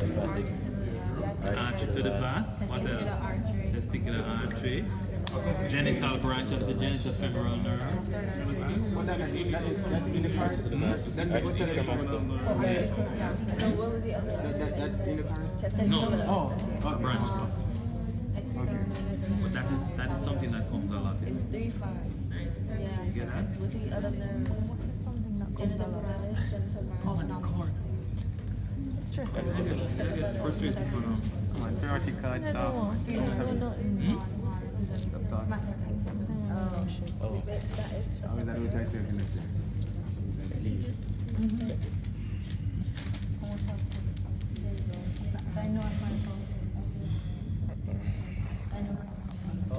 By the way, guys, switching gears one little bit. Let me ask you one question now. Switching gears, right? You see the falx cerebri? What is the function of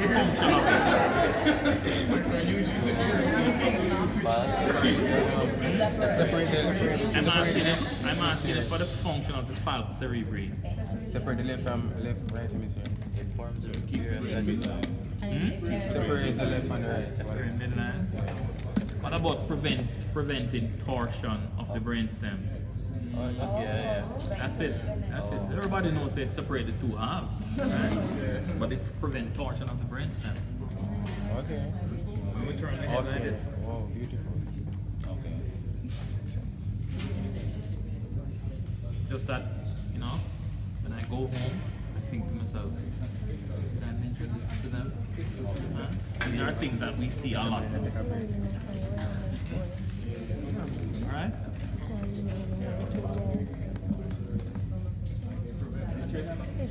Does the vagina have a parasympathetic supply? Yes. Does the vagina get a parasympathetic supply from where? Inferior, I guess. No, that's sympathetic. Oh yeah, parasympathetic? Yeah. Oh, So hold on then. So S2 and 3. S2 and 3, yeah. No. So hold on, no. So just since you bring it up, so guys, the sympathetic supply to the vagina is from the inferior hypogastric. But the parasympathetic now is from S2 and S3.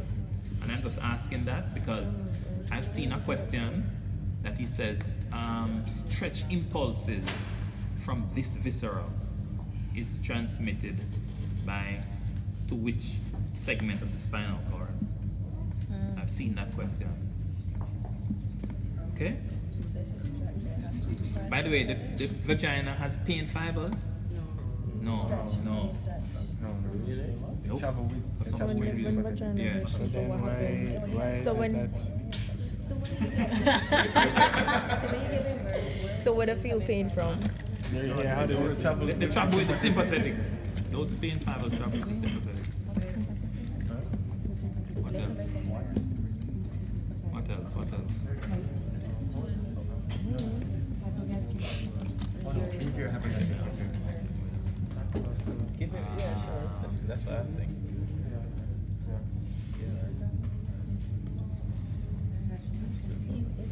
Oh.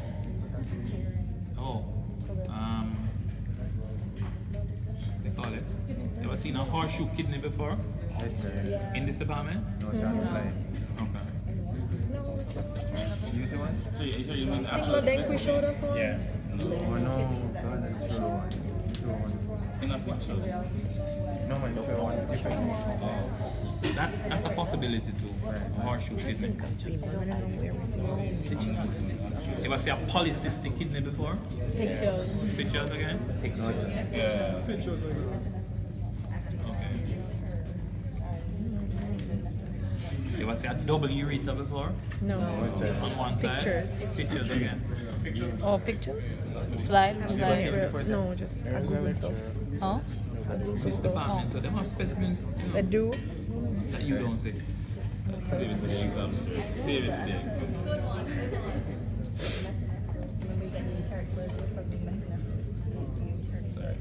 Are you done? Anyway, I'm going to borrow two specimens from Mr. Gardner, right? I'm going to borrow a male UG and a female UG that he set all the time. See if I can get it. Okay? Stop shaking, that's why I stop it. Oh, Man alone, man. So, no, we must shake and it just shake the chair. should be just on touch the legs. Do I have to ask? For a polycystic kidney, them can ask how would this patient present? Sir. Yeah, What other things? yeah. Hypertension, exactly.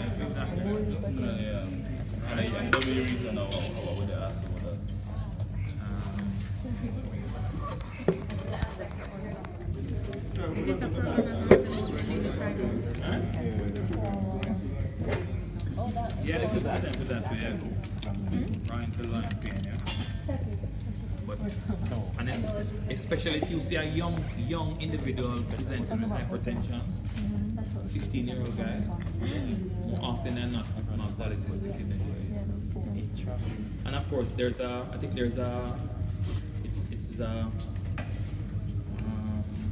there is a genetic, component, autosomal dominant, PKD, so PKD, yeah.